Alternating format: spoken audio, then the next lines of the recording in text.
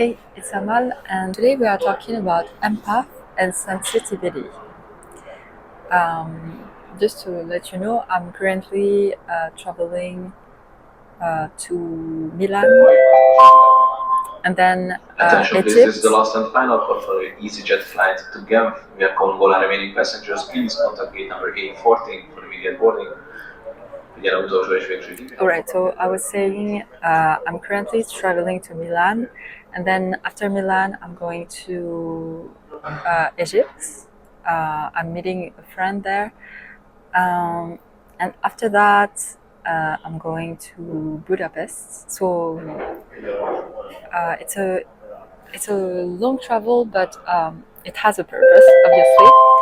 Attention please, this is the last and final call on your visa flight to Madrid. Please proceed to the gate. It has a purpose, obviously. I have some projects that I'm working on linked to my business, which I can't really talk about now, but Good afternoon, ladies, gentlemen, and dear children. Your visa flight to Valencia is now ready for boarding. so I can't really talk about it right now, but I will announce it when it will be time.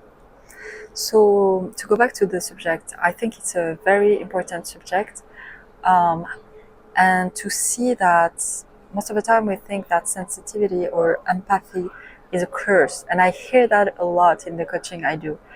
Sensitivity and empathy is not a curse. It's actually more of a gift. I wouldn't say it's a superpower as some would say. Figyelemmel kérnénk. Okay, so I just moved here. Figyelem, Hopefully we will hear a little more. It's really annoying because I'm near the speaker and basically you can hear everything. So yeah, what I was saying.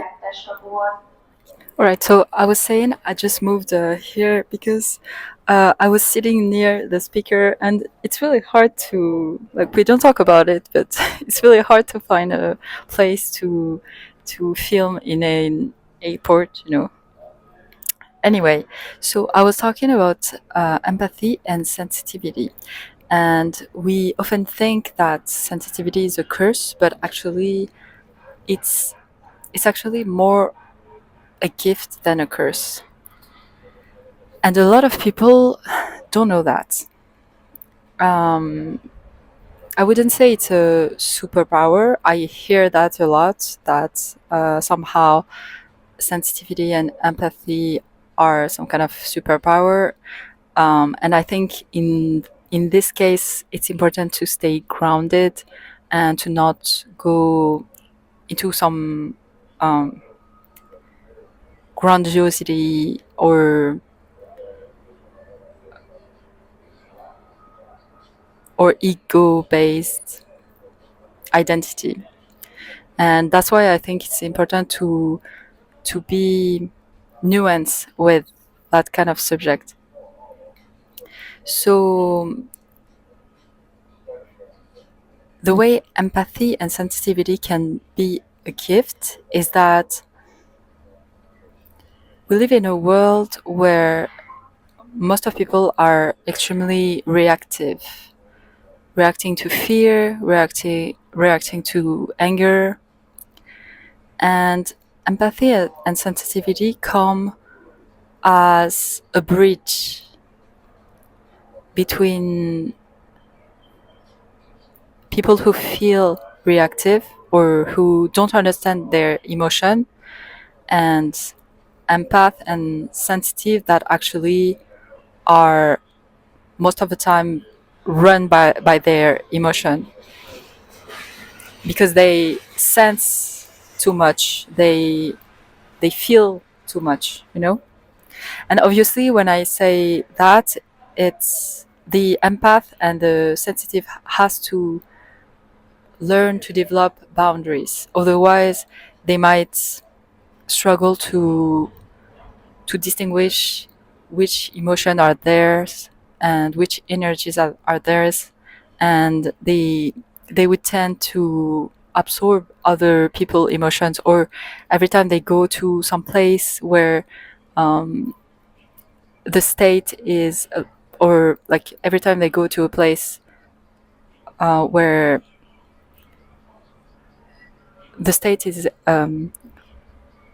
one of anger or fear, they might tend to absorb the emotions or the energies. And so, how does sensitivity can help with people or with reactivity? Is that sensitive sense other people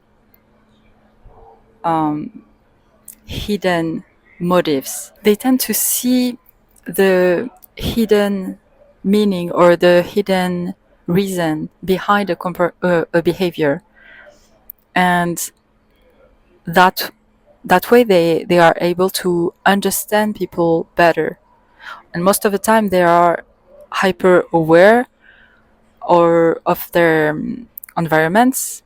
Most of the time it comes from childhood. If you resonate with this, you might have grown up in a unstable house or a chaotic environment that made you adapt to your environment to survive.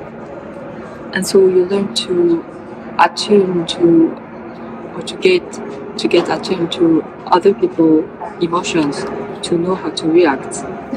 And you learn to read other people's emotions just by seeing how they behave, or to seeing their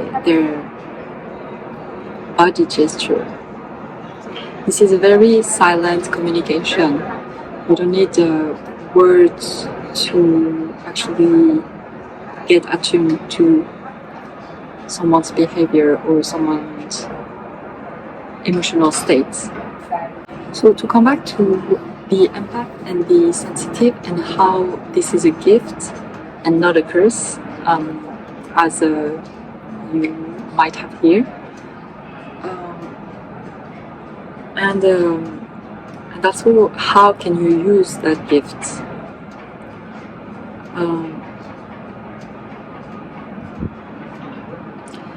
That gift might actually help bring people together, because since you understand other people really well without even having to have a conversation with them, you can easily understand their inner motives, their intention, or things that are beyond the surface.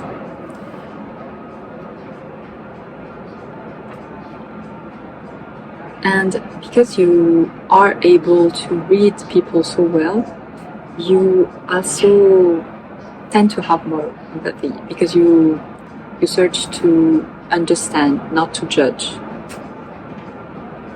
And that way you tend to have less labels towards other people.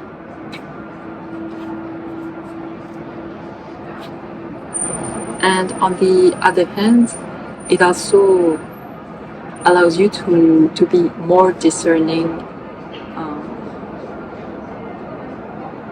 than someone who wouldn't be able to read people's intention or the meaning behind their behavior.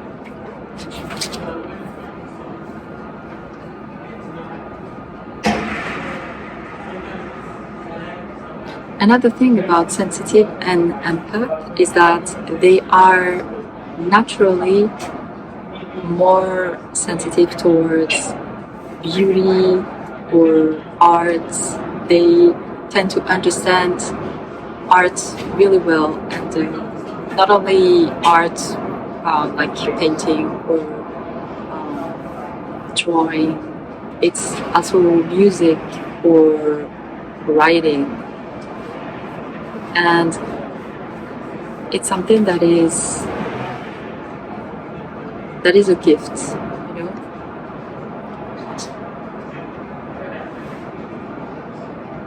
That gift can be channeled, but it has to be with strong boundaries. Otherwise, you might get easily drained and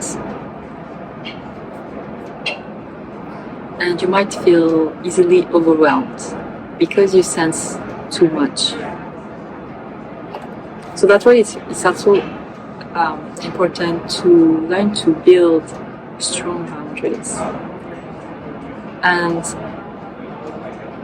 not only with people around you, but also the energetic boundaries, knowing what's yours to carry and what's other people. You don't have to carry everything. And I know for a sensitive, it takes a little while to get that, because you get used to sensing other people emotion and gesture, to know how you should react. But it's all about learning to sense without making a meaning out of it. So you can sense without having to adapt. So yeah, this is really how you can channel this gift without being drained or feeling overwhelmed. And more importantly, to be able to channel that gift without outsourcing your self-authority. And the power lies there, the power of sensitives and empath. It's to channel that gift with self-authority. And this is really where that gift can shine. I hope that video helped you, and I will see you in my next video. Bye.